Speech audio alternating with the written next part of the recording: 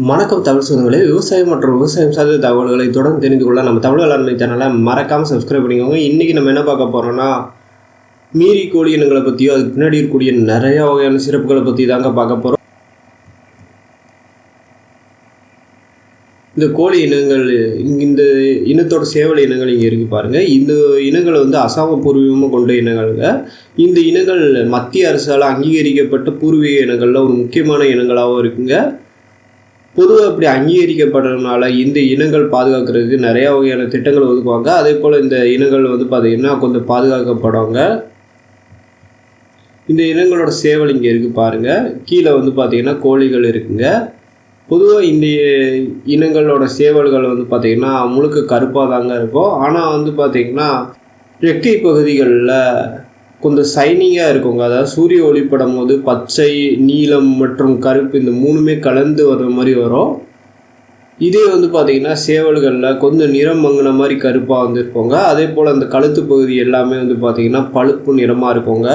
இதோட கால் பகுதி பார்த்திங்கன்னா மஞ்சள் நிறமாக தாங்க இருக்கும். இந்த இனங்களோட கால்கள் நடுத்தர உயர கால்களை கொண்டதாக இருக்கும். ஒற்றை கொண்டை அமைப்பு கொண்ட இனங்கள்ங்க. இந்த இனங்கள் பார்த்திங்கன்னா இரட்டை தேவைக்காக தாங்க வளர்க்கப்படுது. குறிப்பாக பார்த்திங்கன்னா அஸ்ஸாமில் இருக்கக்கூடிய சிறு நகரங்கள் மற்றும் கிராமங்களில் இந்த இனங்கள் வளர்க்குறாங்க. அவங்க மூலம் தான் பார்த்திங்கன்னா இந்த இனங்கள் இன்றைக்கி பாதுகாக்கப்பட்ட இனங்களாக மாறி இருக்குன்னே சொல்லலாங்க. இந்த இனங்களோட சேவல்கள் பார்த்திங்கன்னா 0.85 முதல் 1.25 கிலோ வரைக்கும் பார்த்திங்கன்னா வெயிட் வருவாங்க. இதே பார்த்திங்கன்னா கோழிகள் 0.8 கிலோவில் இருந்து 1.2 கிலோ வரைக்கும் வெயிட் வரவங்க. இதே கோழிகள் எந்த லெவலுக்கு முட்டையிடுன்னு கேட்டிங்கன்னா, வருஷத்துக்கு 40லேருந்து 55 முட்டைகள் வரைக்கும் விடுவாங்க.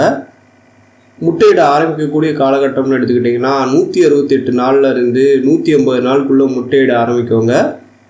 முட்டையோட வெயிட்னு எடுத்துக்கிட்டிங்கன்னா 28லேருந்து 38 கிராம் வரைக்கும் வரும். இதோட முட்டையும் நாட்டுக்கோழி முட்டைகளை போல் பழுப்பு நிறமாக தாங்க இருக்கும்.